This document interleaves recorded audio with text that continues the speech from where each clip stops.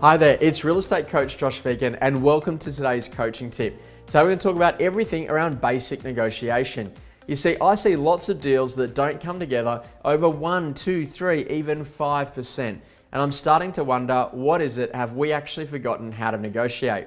You see, 5 or 6 years of incredible growth, particularly here in the Australian and New Zealand marketplaces, has left a lot of agents without a real understanding on what it takes to bring a deal together.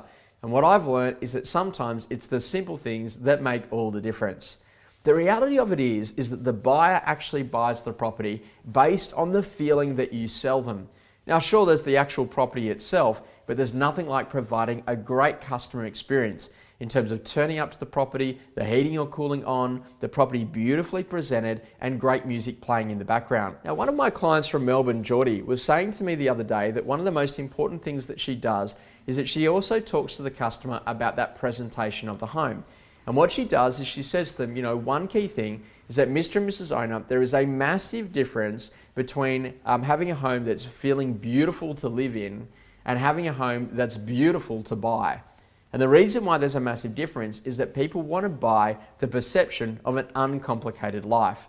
So what we need to do is to remove all the perceptions of complication so that when people come into the home, they go, you know what, I can live here, this feels simple.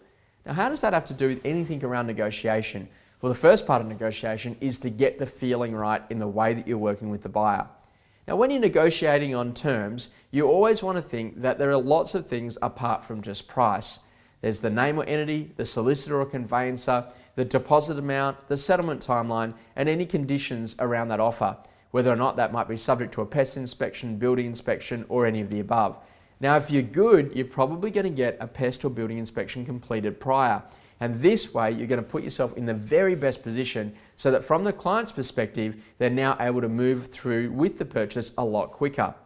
Now, when it actually comes to negotiating the actual dollar amount itself, have a little bit of fun with the customer, but choose the customer wisely.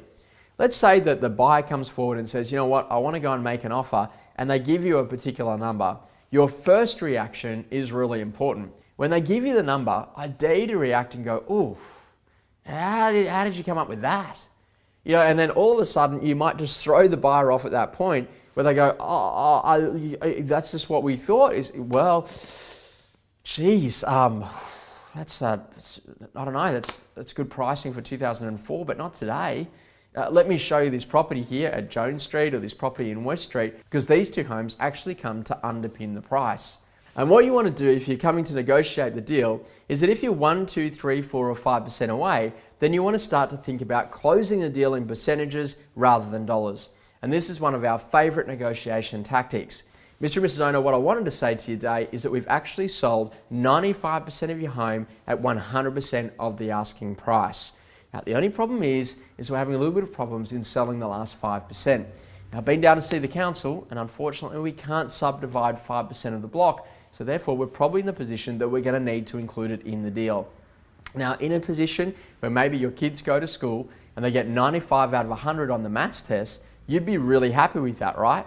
Well, guess what? Today, you've actually got 95 out of 100 on your sale price. And so really, we need to be considering around what we do with the buyer.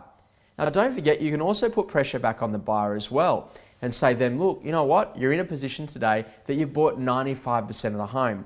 But if you want the front door and the driveway that's actually going to get you into the property, you're going to need to pay the extra 5%. The other thing that you can also do is relate it back to the dollar difference. So let's say, for example, that you're in a position that maybe you're about, I don't know, maybe $30,000 away. Well, what we realize is that for every $5,000, it's going to be equal to an extra $6 to $7 depending on current interest rates. So if you're having a bit of a look at that, that probably means that we're about $42 away.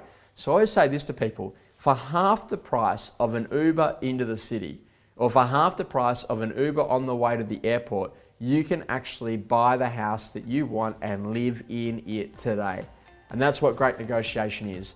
Learning how to put it into positions where people can actually justify making the decision to purchase the property at that particular price.